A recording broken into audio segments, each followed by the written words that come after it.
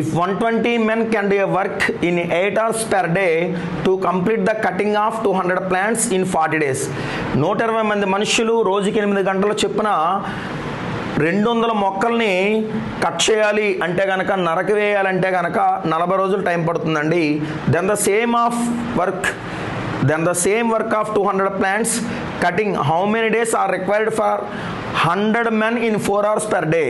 చూసుకుంటే కనుక 100 మంది మనుషులు రోజుకి 4 గంటలు చొప్పున అదే 200 మొక్కలు నరకాలంటే కనుక ఎన్ని రోజులు టైం పడుతుందని అడిగాడండి. ఓకేనా ఫ్రెండ్స్?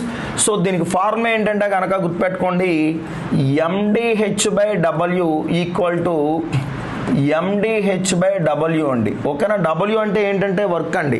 అండర్స్టాండ్? సో చూసుకుంటే కనుక 120 men ఇంటూ చూసుకుంటే 8 hours per day. ఓకే, అలాగే ఇక్కడ చూసుకుంటే ఎన్ని రోజులు టైం పడుతుందంటే 40 days టైం పడుతుందండి. మరి ఎన్ని మొక్కలు నరికివేయదంటే కనుక 200 plants ఆర్ ట్రీస్ అండి.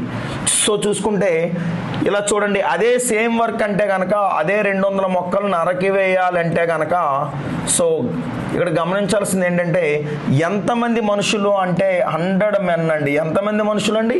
100 men అండి. ఎన్ని డేస్ చేస్తారంటే కనుక తెలియదు. పెర్ డే ఎంత అంటే 4 hours వర్కింగ్ అండి. పెర్ డే వర్కింగ్ ఎంత అండి? 4 hours. 200 plants gets cancel friends.